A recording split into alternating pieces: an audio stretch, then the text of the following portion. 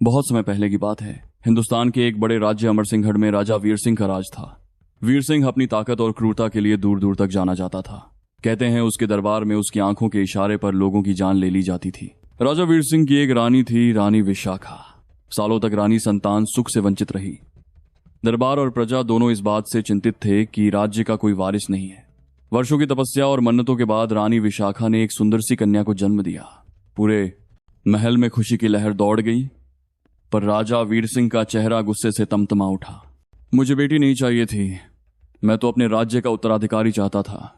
उसने अपनी मासूम सी बेटी को अपनी अनचाही औलाद कहकर ठुकरा दिया। रानी विशाखा ने अपनी बेटी को नाम दिया तारावती। वो चाहती थी कि उसकी बेटी एक दिन अपने नाम की तरह पूरे आकाश में चमके, मगर किस्मत को कुछ और ही मंजूर था। उसने अपनी मासूम सी बेटी को अपनी अनचाही औलाद कहकर ठुकरा दिया। तारावती बड़ी होते होते अप्सरा सी सुंदर हो गई। उसकी रूपवती सूरत देखकर माहौल के सैनिक से लेकर मंत्री तक उसे नजरें भरकर देखने लगे। लेकिन राजा वीर सिंह की नजरों में उसकी बेटी महज एक बोझ थी। एक दिन एक दुश्मन राज्य के राजा ने तारावती का हाथ मांगने का प्रस्ताव भेजा। बदले में अमरसिंहगढ़ को आधा राज्य देने का वादा किया। राजा वीर सिंह के लालच ने उसे अंधा कर दिया, लेकिन तारावती ने वो रिश्ता ठुकरा दिया।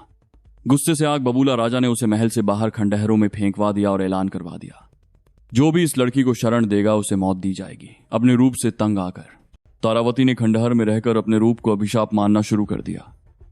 रात के अंधेरों में उसने अपनी खूबसूरत जुल्फें काट दी, चेहरे पर दाग लगा लिए ताकि कोई उसकी सुंदरता का गलत फायदा न उठा सके। वो अब बस अपने वजूद को बचाए रखने के लिए दिन रात संघर्ष करती रही। दूसरी ओर एक और राज्य शक्तिगढ़ का राजकुमार अभिमन्यु बचपन से ही तारावती का दीवाना था। उसने हमेशा उसकी तस्वीर दिल में बसा रखी थी। वर्षों तक वो उससे मिलने का सपना देखता रहा। एक दिन उसे एक साधु बाबा से पता चला कि राजकुमारी तारावती को उसके पिता ने खंडहर में मरने के लिए छोड़ दिया है। अभिमन्यु का दिल टूट गया, लेकिन उसने हार नहीं मानी। मैं अपनी तारावती को ढूंढ कर रहूंगा, चाहे उसके लिए मुझे पूरी दुनिया से लड़ना पड़े। कहानी का दर्दनाक मोड़। अभिमन्यु खंडहरों में पहुंचा। वहां उसे तारावती मिली, लेकिन अब वो वैसी नहीं रही थी। झुलसे बाल, झुलसा चेहरा, फिर भी उसकी आंखों में वही मासूमियत थी। तारावती ने अभिमन्यु से कहा, तुम मुझे देख भी नहीं पाओगे। अब मैं वो तारावती नहीं रही जिसकी तस्वीर तुमने अपने दिल में सजाई थी। अभिमन्यु ने उसका हाथ पकड़ते हुए कहा, तारावती, मुझे तुम्हारा रूप नहीं, तुम्हारा साथ चाहिए। तभी राजा वीर सिंह के सैनिक वहां आ पहुंचे। दोनों को पकड़ने का हुक्म हुआ, लेकिन अभिमन्यु ने वीरता से लड़ते हुए तारावती को वहां से बचाया। तारावती ने निर्णय लिया कि वो अब कभी वापस महल नहीं जाएगी। वो एक गांव में अनाथ बच्चों के लिए आश्रम खोलकर अपना जीवन बिताना चाहती थी। अभिमन्यु ने उससे विवाह का प्रस्ताव रखा, लेकिन तारावती ने कहा, अभिमन्यु, मैं अपनी पहचान खुद बनाना चाहती हूं।